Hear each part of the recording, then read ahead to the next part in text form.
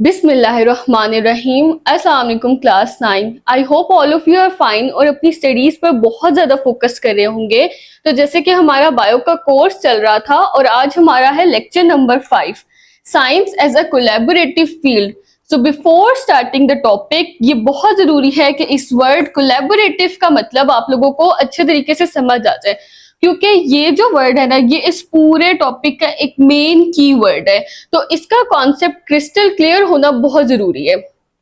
Collaborative का मतलब होता है वर्क टुगेदर, यानी कि मिलकर काम करना। साइंस एक ऐसी फील्ड है जहां साइंटिस्ट अकेले काम नहीं करते, वो आपस में मिलकर रिसर्च करते हैं, आइडियाज शेयर करते हैं और एक्सपेरिमेंट्स को बेहतर बनाते हैं। अच्छा, अब कोलैबोरेटिव क्या होता है? आप लोगों ने अक्सर इंस्टाग्राम पे देखा होगा, कोलैबोरेशन होती है इन्फ्लुएंसर्स की और ब्रांड्स की, जिसमें ब्रांड जो है वो इन्फ्लुएंसर्स को अपने प्रोडक्ट सेंड करते हैं और जो इन्फ्लुएंसर होते हैं वो उसके प्रोडक्ट को पहनकर, जैसे कोई कपड़ों की ब्रांड है तो वो उसको पहनकर और फोटोशूट करवाएंगे और उस ब्रांड की पब्लिसिटी करेंगे। तो इस केस में क्या होगा कि ब्रांड को ये फायदा हो जाएगा कि उसका जो प्रोडक्ट है उसकी पब्लिसिटी हो जाएगी, लोग उसके प्रोडक्ट को पसंद करेंगे, देखेंगे और खरीदेंगे। और इन्फ्लुएंसर को इसके बदले में जो ब्रांड है उसकी तरफ से क्या मिलेंगे? पैसे मिलेंगे। तो अब ये उन दोनों के कोलैबोरेशन से क्या हुआ कि दोनों का फायदा हुआ। इसी तरह से कोलैबोरेशन जो है वो डिफरेंट फील्ड्स की भी हो सकती है कि डिफरेंट फील्ड्स के लोग आपस में कोलैबोरेट करके किसी एक प्रोजेक्ट पर काम करें, या फिर एक ही फील्ड के लोग, जो एक ही फील्ड के डिफरेंट लोग, क्योंकि अगर एक ही फील्ड है उसका हर इंसान सेम तो नहीं है ना, हर इंसान के सोचने का तरीका, स्किल सेट डिफरेंट है। तो अगर डिफरेंट लोग एक ही फील्ड के मिलकर एक प्रोजेक्ट पर काम करेंगे तो बेटर आइडियाज और बेटर आउटकम प्रोड्यूस होगा। तो कोलैबोरेटिव का मतलब होता है मिलकर काम करना, और ये हर किसी भी फील्ड में एक बहुत इंपॉर्टेंट चीज है। तो हमारी बुक में 5 एग्जाम्पल्स डिस्कस की गई हैं: human genome project, climate change research, medical research, robotics and artificial intelligence, space exploration.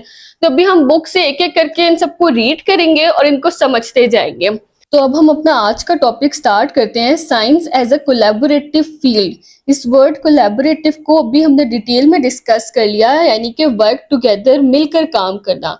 जब डिफरेंट फील्ड्स के लोग मिलकर काम करते हैं, जैसे बायोलॉजिस्ट है, केमिस्ट है, कंप्यूटर एक्सपर्ट, फिजिशियन, तो हर शख्स अपनी अपनी फील्ड की स्किल्स को यूज करता है और काम को ज्यादा बेहतर तरीके से परफॉर्म कर पाता है। इसकी मैं आपको एक एग्जांपल देती हूँ। जब कोविड-19 आया था तो उसकी वैक्सीन्स बनाई गई थी, तो डिफरेंट कंट्रीज से, China, USA, UK, Pakistan, different countries से साइंटिस्ट ने मिलकर काम किया था उस वैक्सीन को डेवलप करने के लिए।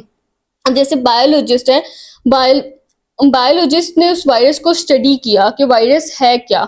उसके बाद जो केमिस्ट था उसने उसके जो वैक्सीन डेवलप करनी थी उसके इंग्रेडिएंट्स को डेवलप किया, उसके इंग्रेडिएंट्स को बताया कि इसमें क्या क्या इंग्रेडिएंट्स होने चाहिए जो इस वायरस के ऊपर असर कर सकते हैं, कौन कौन से ऐसे केमिकल्स होने चाहिए। फिर फिजिशियंस, जो डॉक्टर्स थे, उन्होंने उस वैक्सीन को पेशेंट्स के ऊपर टेस्ट किया, और फिर जो कंप्यूटर साइंस के लोग थे उन्होंने उस डाटा को एनालाइज किया, उन्होंने उस डाटा को चेक किया कि ये वैक्सीन कितने लोगों को लग चुकी है, कितने लोगों को इसका असर हुआ, कितने लोगों को उसका पॉजिटिव असर हुआ, कितने लोगों को उसका नेगेटिव असर हुआ। तो जो पूरा डाटा था उसको एनालाइज किसने किया? कंप्यूटर साइंस के लोगों ने। तो इस तरह टीम जो है वो ज्यादा अच्छी तरीके से और जल्दी एक प्रॉब्लम को सॉल्व कर सकती है। Science is a collaborative field, science एक कोलैबोरेटिव फील्ड है इन विच रिसर्चर्स, जिसमें रिसर्चर्स यानी कि जो साइंटिस्ट वगैरह होते हैं फ्रॉम वेरियस डिसिप्लिन्स, मुख्तलिफ शोबों से, मुख्तलिफ फील्ड से वर्क टुगेदर, मिलकर काम करते हैं टू सॉल्व कॉम्प्लेक्स प्रॉब्लम्स, ताकि वो मुश्किल या पेचीदा मसलों का हल निकाल सकें। इंटरडिसिप्लिनरी टीम्स, इंटरडिसिप्लिनरी क्या होता है कि मुख्तलिफ सब्जेक्ट्स के लोग जब मिलकर काम करते हैं तो उसको हम क्या कहते हैं? Interdisciplinary team.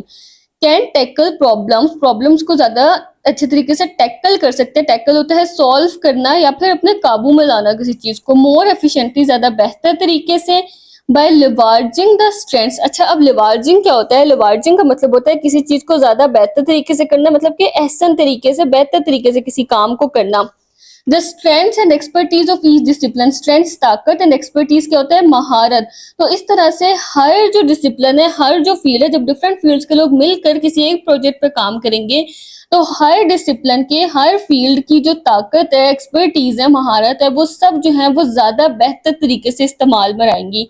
It often leads to quicker and sustainable solutions, की वजह से हमें क्विकर होता है, ज्यादा जल्दी सोल्यूशन मिलता है। एंड सस्टेनेबल सोल्यूशन, सस्टेनेबल होता है पायदार, ऐसा सोल्यूशन जो फायदामंद भी हो और देर पा भी हो, ज्यादा देर तक इस्तेमाल में रहने वाला हो। Let's discuss a few examples of interdisciplinary collaboration in science. तो अब नीचे हमें इस कोलैबोरेशन की कुछ एग्जांपल्स दी गई हैं, तो अब हम उन सब एग्जांपल्स को डिटेल में डिस्कस कर लेते हैं। तो सबसे पहले हमारी बुक में बताया हुआ है ह्यूमन जीनोम प्रोजेक्ट के बारे में। तो इसे बुक से रीड करने से पहले हम थोड़ा सा डिस्कस कर लेते हैं कि जीनोम होता क्या है। जीनोम जो है ना, वो एक कंप्लीट सेट ऑफ डीएनए को कहते हैं एक ऑर्गेनिज्म के अंदर, यानी कि एक इंडिविजुअल या एक ऑर्गेनिज्म के अंदर जितने भी डीएनए हैं और डीएनए के अंदर जो जीन्स हैं, उसका जो पूरा एक सेट है उसको हम क्या कहते हैं, जीनोम कहते हैं। मतलब एक ऑर्गेनिज्म के अंदर जितने भी जीन्स प्रेजेंट हैं उसको हम एक सेट की फॉर्म में देखेंगे और उसको हम क्या कहते हैं, सारे के सारे जीन्स का जो सेट होता है, कंप्लीट सेट, उसको हम कहते हैं जीनोम। एक ह्यूमन ऑर्गेनिज्म के अंदर नॉर्मली जो है वो 20,000 से लेके 25,000 तक जीन्स प्रेजेंट होते हैं। अब आप लोगों के माइंड में क्वेश्चन ये आएगा कि जीन्स होते कहाँ है हमारी बॉडी में, कहाँ पे जीन्स प्रेजेंट है। तो हमारी बॉडी में बच्चों क्या होते हैं, सेल्स होते हैं। सही है, ये हमने पढ़ा है फर्स्ट लेक्चर में कि हम एक नॉर्मल ह्यूमन बॉडी में 30 ट्रिलियन तक सेल्स प्रेजेंट होते हैं। तो सेल्स के अंदर क्या होता है, न्यूक्लियस होता है। सही है, जिसको हम सेल का ब्रेन कहते हैं। जैसे हमारा ब्रेन है ना, इसी तरह से सेल का भी ब्रेन होता है। तो सेल के अंदर न्यूक्लियस प्रेजेंट होता है जो कि सेल का ब्रेन होता है। एनिमल सेल्स में वो न्यूक्लियस सेल के सेंटर में होता है, और प्लांट सेल्स के केस में ये होता है कि वो उसके अंदर वैक्यूल वगैरह होते हैं जिसकी वजह से फ्लूइड होता है, तो वो थोड़ा पुश हो जाता है न्यूक्लियस और साइड्स में चला जाता है। सेंटर से पुश होकर थोड़ा सा साइड पे चला जाता है, लेकिन न्यूक्लियस होता है सेल्स के अंदर। अब उस न्यूक्लियस के अंदर क्या प्रेजेंट होते हैं, क्रोमोसोम्स प्रेजेंट होते हैं। न्यूक्लियस के अंदर क्या प्रेजेंट होते हैं, क्रोमोसोम्स। उन क्रोमोसोम्स के अंदर होता है डीएनए। सही है, क्रोमोसोम्स के अंदर डीएनए प्रेजेंट है। हमारी बॉडी में सेल है, सेल के अंदर न्यूक्लियस है, न्यूक्लियस के अंदर क्रोमोसोम है, क्रोमोसोम के अंदर क्या है, डीएनए है। डीएनए जो है उसके अंदर हेरिडिटरी इंफॉर्मेशन होती है, यानी कि वो इंफॉर्मेशन जो पेरेंट्स से उनके बच्चों में आती है, जिसकी वजह से पेरेंट्स के कैरेक्टरिस्टिक्स उनके बच्चों में ट्रांसफर होते हैं। अब डीएनए के छोटे छोटे पोर्शंस को हम कहते हैं जीन्स। डीएनए के छोटे छोटे पोर्शंस को हम कहते हैं जीन्स। और जीन्स जो है ये वो स्ट्रक्चर्स होते हैं जो पेरेंट्स से बच्चों में ट्रांसफर होते हैं, उनके ऑफस्प्रिंग्स में ट्रांसफर होते हैं, उनकी ट्रेड्स लेके, उनकी खसूसियात लेके। तो ये है बेसिकली जीन्स। तो जीन्स सोचे कितना छोटा स्ट्रक्चर है कि पहले ही सेल इतने छोटे हैं कि वो हमें नजर नहीं आते। तो सेल के अंदर न्यूक्लियस, न्यूक्लियस के अंदर क्रोमोसोम, क्रोमोसोम के अंदर डीएनए, और डीएनए के छोटे छोटे पोर्शंस को हम कहते हैं जीन्स। अच्छा, अब यहाँ पे एक क्वेश्चन आना चाहिए आप लोगों के माइंड में कि हमारी बॉडी में सेल्स तो 30 ट्रिलियन है, लेकिन जीन्स 20 to 25,000 क्यों है? जब सेल्स इतने ज्यादा हैं और सेल्स के अंदर जीन्स हैं, तो फिर जीन्स कम क्यों है? ये जीन्स कम नहीं है, वैसे ये 20 to 25,000 जीन्स जो हैं ये बहुत ज्यादा जीन्स हैं। ये बहुत सारी करेक्टरिस्टिक्स अपने अंदर रखते हैं, और जीन्स से प्रोटीन्स बनते हैं, और इन 20 to 25,000 जीन्स से हमारे पास बहुत सारे प्रोटीन्स बन सकते हैं। अच्छा, लेकिन ये है क्या कि जो हर सेल के अंदर ना, ये नहीं है कि हर सेल के अंदर अलग तरह की जीन्स हैं, हर सेल के अंदर जीन्स सेम है। अगर जितने भी हमारे सेल्स हैं उनके अंदर डीएनए का स्ट्रक्चर, जो जीन्स के स्ट्रक्चर सेम है, इसलिए 30 ट्रिलियन सेल्स के अंदर हर सेल के अंदर जीन्स डिफरेंट नहीं है। जीन्स एक ही दफा जो है वो पेरेंट्स से बच्चों में आते हैं, और जीन्स का वही स्ट्रक्चर रहता है सब सेल्स के अंदर। अब ये जो ह्यूमन जीनोम प्रोजेक्ट था, इसका मकसद क्या था, इसको क्यों स्टार्ट किया गया था? इसको 1990 में स्टार्ट किया था, यूएसए में ये स्टार्ट हुआ था, और कंप्लीट कब हुआ था, 2003 में। स्टार्ट कब हुआ था, 1990 में। अब इसका मकसद क्या था?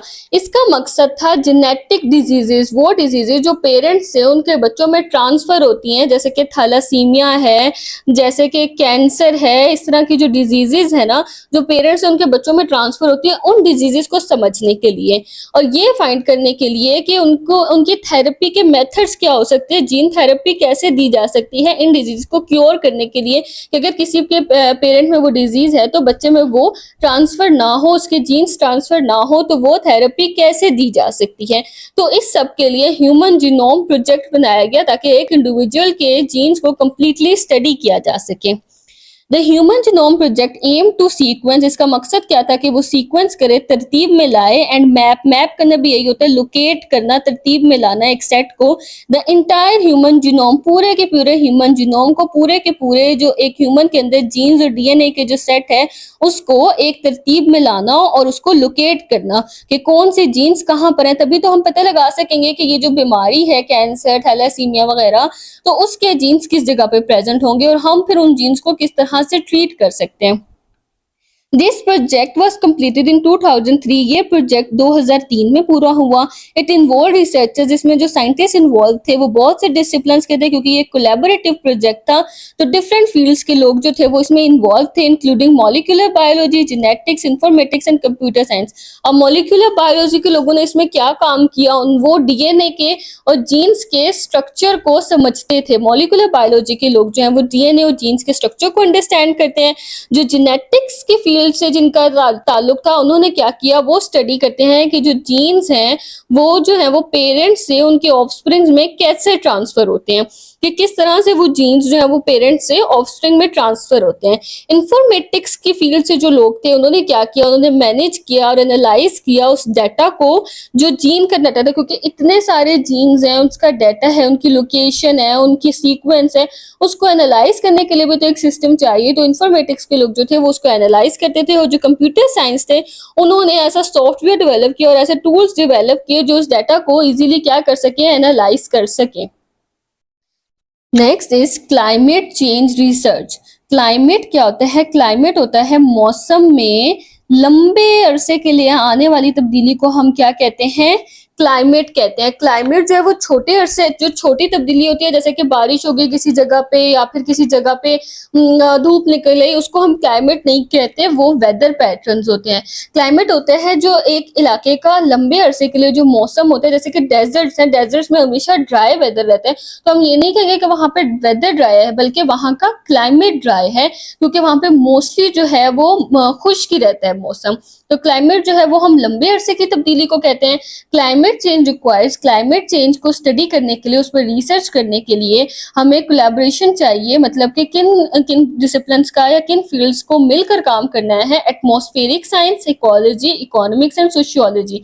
एटमॉस्फेरिक साइंस के लोग जो हैं वो ये स्टडी करते हैं कि हवा, टेम्परेचर, वेदर पैटर्न्स कैसे हैं, उनके बारे में स्टडी करते हैं। जो इकोलॉजी की फील्ड के लोग होते हैं वो ये देखते हैं कि क्लाइमेट चेंज का जानवरों पर, पौधों पर या हमारी इन्वायरमेंट पर किस तरह से इफेक्ट हो रहा है। इकोनॉमिक्स, मुआशियात के फील्ड में जो लोग होते हैं वो ये स्टडी करते हैं कि क्लाइमेट चेंज की वजह से हमें जो है वो कोई मुआशी लॉस या कोई नुकसान तो नहीं हो रहा, हमें लॉस तो नहीं हो रहा। जैसे कि अक्सर जगहों पे क्लाइमेट चेंज होता है, बहुत ज़्यादा बारिश होती है, बहुत अरसे तक, लंबे अरसे तक बारिश होती रहती है, जिसकी वजह से फ्लड आ जाते हैं, जैसे कि सैलाब वगैरह आ जाते हैं, या फिर कुछ इलाकों में जो है वो बहुत अरसे तक बारिश होती ही नहीं है, तो कहत साली हो जाती है, ड्राफ्ट आ जाता है। तो ये जो सारे चेंजेस हैं उनको, और इनकी वजह से जो नुकसान हो रहा है हमारे इकोनॉमी में, उसको कौन स्टडी करते हैं? इकोनॉमिक्स के लोग। उसके बाद सोशियोलॉजी। सोशियोलॉजी के जो फील्ड के लोग हैं वो ये स्टडी करते हैं कि क्लाइमेट चेंज का हमारी जो सोसाइटी है, ह्यूमन सोसाइटी, उस पर क्या असर हो रहा है। जैसे कि फ्लड आने की वजह से अक्सर लोग क्या कर जाते हैं, किसी इलाके में सैलाब आ जाता है तो अक्सर लोग वहां से क्या कर जाते हैं, माइग्रेट कर जाते हैं, हिजरत करके दूसरे इलाके में चले जाते हैं, या फिर ड्राफ्ट की वजह से भी माइग्रेट कर जाते हैं। और अक्सर फ्लड और ड्राफ्ट की वजह से जब माइग्रेशन होती है तो लोगों के घर उस पर डूब जाते हैं, खत्म हो जाते हैं, तो पॉवर्टी आ जाती है, लंबे अरसे के लिए गुर्बत आ जाती है उन इलाकों में, या फिर बहुत सारे हेल्थ प्रॉब्लम्स आ जाते हैं, सेहत के बहुत से मसाइल का उनको सामना करना पड़ता है। Medical research. मेडिकल रिसर्च हम कहते हैं एक ऐसी रिसर्च को जो कि की जाती है डिजीजेस के लिए, ह्यूमंस में होने वाली डिजीजेस के ऊपर जो रिसर्च की जाती है कि वो डिजीज क्यों हुई, उसकी वजह क्या थी, किस वजह से, उसको प्रिवेंट कैसे किया जा सकता है, उससे बचा कैसे जा सकता है, और अगर वो हो गई है तो उसका ट्रीटमेंट कैसे किया जा सकता है। इस पूरी चीज़ों पर जो रिसर्च की जाती है उसको हम कहते हैं medical research. Medical research often depends on interdisciplinary collaboration. Medical research के लिए भी हमें डिफरेंट डिसिप्लिन्स की, डिफरेंट फील्ड्स की क्या चाहिए होती है, कोलैबोरेशन की, वो सब मिलकर काम करें और इस पर क्या करें, रिसर्च करें।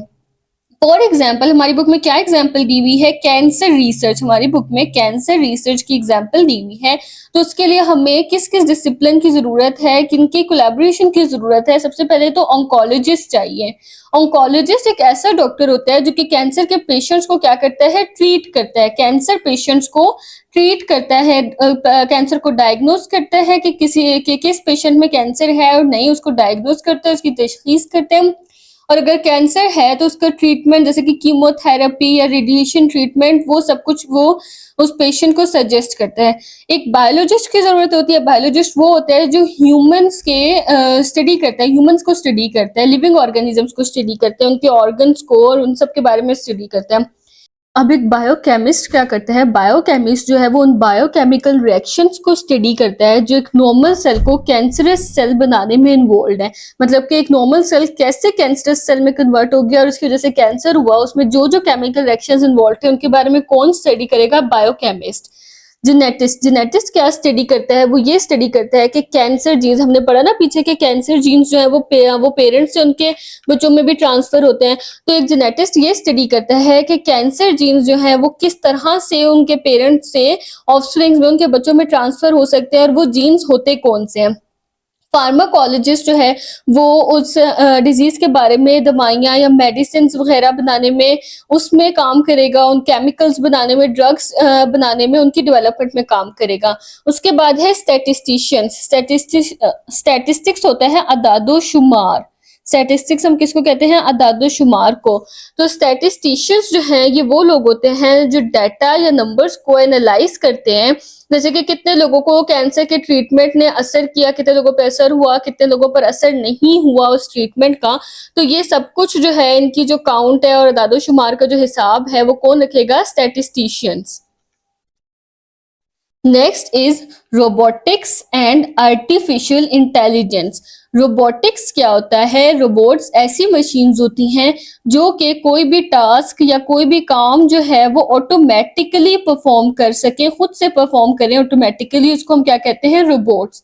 आर्टिफिशियल इंटेलिजेंस एक ऐसी मशीन या सॉफ्टवेयर होता है जिसके अंदर ये एबिलिटी होती है कि वो सोच सके, सोचने की, समझने की या डिसीजन लेने की, बिल्कुल उस तरह जिस तरह ह्यूमंस में होती है। एक ऐसा सॉफ्टवेयर जो बिल्कुल सेम ह्यूमंस की तरह सोचता है, उन्हीं की तरह डिसीजंस लेता है। जैसे कि हमारे पास इसके एक एग्जांपल है चैट जीपीटी। उसको हम जिस तरह हम उससे बात करते हैं या जिस तरह हम सोचते हैं, चैट जीपीटी भी हमें सेम उसी तरह आंसर करता है। The field of robotics and AI is highly interdisciplinary. वो कह रहे हैं कि जो रोबोटिक्स और एआई की फील्ड है वो हाईली इंटरडिसिप्लिनरी है। इसका मतलब क्या है कि इसके अंदर बहुत शदीद जरूरत है कि डिफरेंट डिसिप्लिन के लोग कोलैबोरेट करके काम करें। It involves computer science. इसमें किस किस की इन्वॉल्वमेंट है कंप्यूटर साइंस की। जाहिर है कि एक कंप्यूटर का सॉफ्टवेयर है तो इसके लिए कंप्यूटर साइंस की तो जरूरत होगी। Next is engineering. इंजीनियरिंग जैसे कि सॉफ्टवेयर इंजीनियरिंग वगैरह होती है, तो उस सॉफ्टवेयर को डेवलप करने के लिए किसकी जरूरत होती है, इंजीनियर्स की। मैथमेटिक्स, ये जो आर्टिफिशियल इंटेलिजेंस के और इनके जो रोबोट्स के जो सॉफ्टवेयर वगैरह बनते हैं ना, उनके अंदर कोडिंग और मैथ्स के रूल्स इन्वॉल्व होते हैं, तो एक मैथमेटिक्स की भी इसमें जरूरत है। Next is neuro science. Neuro science होता है ब्रेन और नर्वस सिस्टम की स्टडी को हम कहते हैं न्यूरो साइंस। तो इसमें हमें एक न्यूरो साइंटिस्ट की भी जरूरत है ताकि वो मशीन, ऐसी मशीन क्रिएट कर सके जो बिल्कुल ह्यूमन ब्रेन की तरह काम करती हो। एंड साइकोलॉजी, साइकोलॉजिस्ट कौन होते हैं, जो इंसान की नफ्सियात को, उसकी साइकोलॉजी को समझते हैं। तो एक साइकोलॉजिस्ट जो है वो ही ये बता सकते हैं कि ह्यूमन जो है वो किस तरह सोचते हैं। तो तभी तो एक ऐसा सॉफ्टवेयर डेवलप होगा जो सेम ह्यूमंस की तरह सोचता है, ह्यूमंस की तरह ही डिसीजंस लेता है। This collaboration has led to significant advancements. इस कोलैबोरेशन की वजह से हमारे पास बहुत सी एडवांसमेंट्स, बहुत सी तरक्की हुई है इन रोबोटिक सिस्टम्स, रोबोट सिस्टम्स में, यानी कि ऐसे सिस्टम्स जो ऑटोमेटिकली वर्क करते हैं। ऑटोनोमस व्हीकल्स यानी कि सेल्फ ड्राइविंग कार्स, ऐसी कार्स जो खुद से ड्राइव होती है, उनमें किसी भी ड्राइवर की जरूरत नहीं होती। अब ये जो कार्स है ना वो क्या करती हैं, वो ह्यूमन आइज की जगह पे इनमें कैमरा या सेंसर्स होते हैं देखने के लिए। उसके अलावा सोचने के लिए और डिसाइड करने के लिए इनके अंदर एआई सॉफ्टवेयर डेवलप होते हैं। ड्राइविंग के लिए इनके अंदर मोटर एंड कंट्रोल सिस्टम होता है और लोकेशन का पता लगाने के लिए कि किस लोकेशन पे हमने पहुंचना है, कहाँ पे जाना है, उसके लिए इनके अंदर एक जीपीएस सिस्टम इन्वॉल्व होता है। मशीन लर्निंग क्या होता है कि ऐसी मशीन जो खुद डाटा से सीखती है, उसे हम कहते हैं machine learning. And natural language processing, ऐसी मशीन जो इंसान की लैंग्वेज समझे और बिल्कुल सेम उसी लैंग्वेज में उसको आंसर करे, फॉर एग्जाम्पल चैट जीपीटी। अब है स्पेस एक्सप्लोरेशन। स्पेस यानी खला के बारे में स्टडी करने को हम क्या कहते हैं? Space exploration. साइंटिस्ट जो है वो रॉकेट, सैटेलाइट्स वगैरह को स्पेस में भेजते हैं, और वो रॉकेट्स जो हैं वो सैटेलाइट्स जो हैं वो जाती हैं, वो स्पेस में सूरज, चांद, सितारे और जो दूसरे प्लैनेट्स होते हैं उनके बारे में स्टडी करती हैं, और साइंटिस्ट जो है वो उनके थ्रू साइंटिफिक डिस्कवरीज डेवलप करते हैं। ऑर्गेनाइजेशंस लाइक नासा, जैसे हमारे पास एक ऑर्गेनाइजेशन है नासा। नासा क्या होता है? National aeronautics and space administration.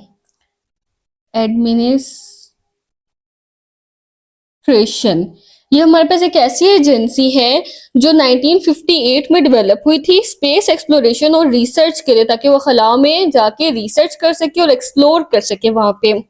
And international space station ISS involve scientist from various fields. तो इनमें नासा और ISS में काफी सारे साइंटिस्ट होते हैं जो डिफरेंट फील्ड्स के होते हैं।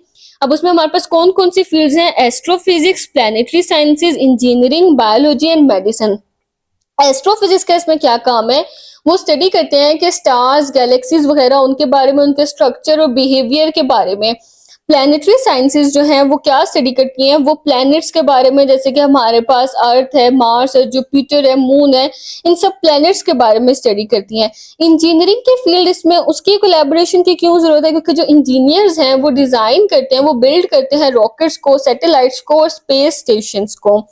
उसके अलावा इसमें बायोलॉजिस्ट की भी जरूरत है। जो बायोलॉजिस्ट हैं वो क्या करते हैं? वो ये स्टडी करते हैं कि स्पेस का लिविंग ऑर्गेनिजम्स पर क्या इफेक्ट होता है। जैसे हमने अक्सर पढ़ा है कि स्पेस में जो है वो ऑक्सीजन नहीं होती, तो लिविंग ऑर्गेनिजम्स के ऊपर स्पेस का क्या इफेक्ट होगा, उसको कौन स्टडी करेगा? बायोलॉजिस्ट। एंड मेडिसिन की जो फील्ड है वो ये इंश्योर करती है कि एस्ट्रोनॉट्स की हेल्थ और सेफ्टी जो है वो बरकरार रहे, और उसके अलावा जो है वो स्पेस में इमरजेंसी मेडिकल स्टेशंस भी बनाते हैं। दीज कोलैबोरेशंस इनेबल साइंटिस्ट, ये जो कोलैबोरेशन है वो क्या करती है? वो साइंटिस्ट को इनेबल करती है, यानी कि इस काबिल बनाती है कि वो इन्वेस्टिगेट कर सके, वो रिसर्च कर सके। किसके बारे में? कॉस्मोस के बारे में। कॉस्मोस होता है पूरी कायनात को हम क्या कहते हैं? कॉस्मोस। यानी कि पूरा जो यूनिवर्स है, पूरी जो कायनात है, एक ऐसा निजाम जो पूरी एक तरकीब से बना हुआ है, जैसे कि हर चीज अपनी अपनी जगह पे पड़ी हुई है। सूरज, चांद, सितारे, प्लैनेट्स, गैलेक्सीज, इनकी पूरी जो तरतीब है, और इसको हम क्या कहते हैं? इसको हम कहते हैं कॉस्मोस। आई होप आप सबको आज का लेक्चर अच्छे तरीके से समझ आ चुका होगा। नेक्स्ट हम स्टार्ट करेंगे साइंटिफिक मेथड।